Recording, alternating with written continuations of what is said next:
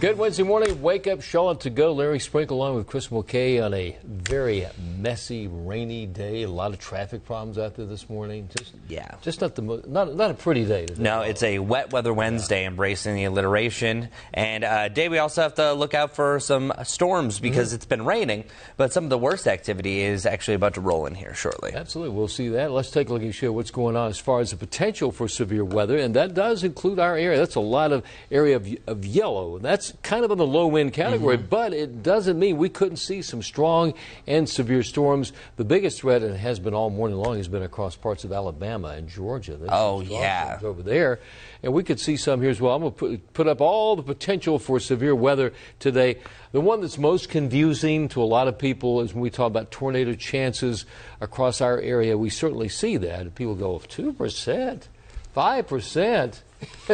It could be confusing to a lot of people, but when you see a percentage, that means there's definitely a threat. Yeah, and you have to put this as the number of thunderstorms. When a line of thunderstorms roll through, there could be dozens along that line. So a 5% would be like if there's 20 thunderstorms, one of those could be producing a tornado. Now, 2%, I know it's like 1 in 50, but I'm not going to take those odds. Now, if I'm betting that I'm going to win something, probably not going to take those odds. On a tornado, I'm not going to chance it. Yeah, the Storm Prediction Center always does this, and you can say it's also 2 times the normal or 5 times the normal chances of seeing a tornado within 25 miles. So that potential is out there today. Something will certainly keep you aware about that.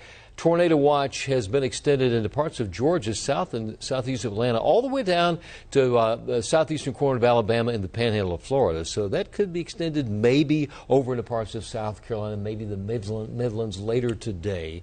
That's where the watch is at the moment. Yeah, and I don't think they're going to be extended up into our area just because there's a lot lesser chance down there. You have the better fuel. It's a lot more moist as far as the dew points go. It's warmer, just a better setup for severe storms. Absolutely, and we always like to take a view. Now, when you can see our Dallas tower cam, that's good, because normally this kind of weather situation is obscured by the cloud deck, but every, we can see a few drops on the lens there on our Dallas camera up on top of the tower there. Otherwise, it's cloudy. It has been a rainy, messy day today. Doppler radar indicates where the showers are. You can see extending, take a look at Futurecast, show you.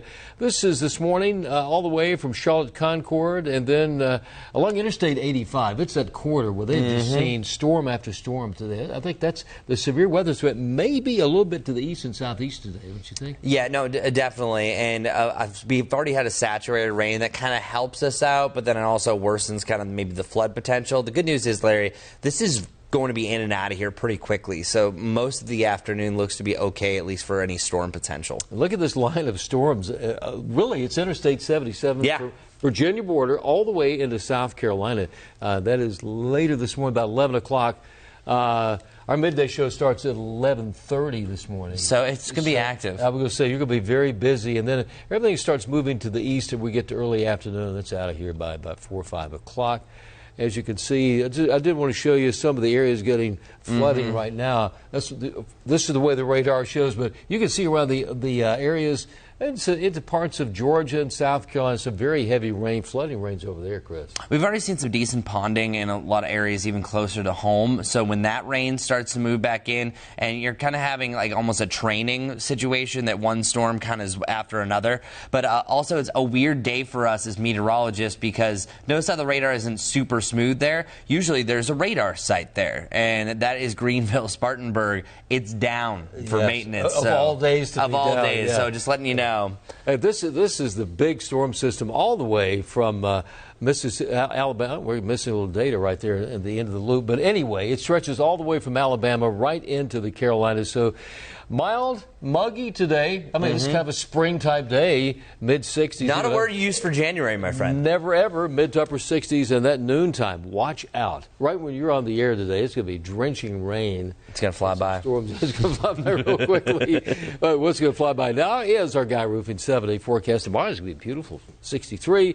Not bad Friday. Over the weekend, we're in the 50s, and we cool down to the low 50s by Tuesday of next week. That's not a bad situation. Yeah. And the recap of today, the reason why I think the worst storms are down to the south and southwest is because it's more unstable. The more unstable and unbalanced the atmosphere is, the more storms that you can have. So that's why we are always here to raise your weather IQ. So today's weather IQ is on CAPE, which is pretty much a measure of instability. Let's learn a little bit more.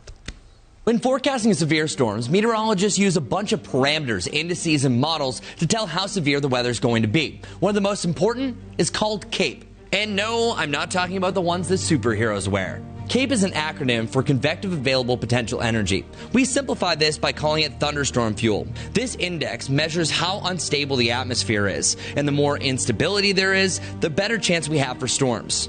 Two main things that drive an unstable atmosphere: heat and humidity.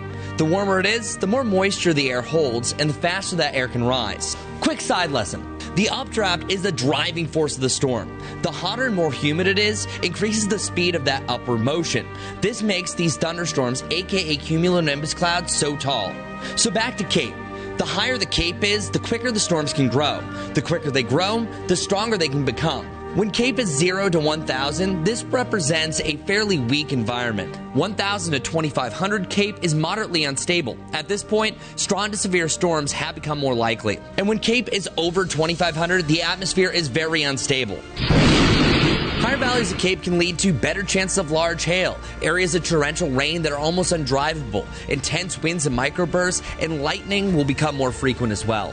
Tornadoes also need a very high CAPE, but also need an ingredient called shear to help the storms rotate. This is only one of many tools used to forecast how severe a storm could be, but it's one of the most important. With WCNC Charlotte, I'm meteorologist Chris Mulcahy.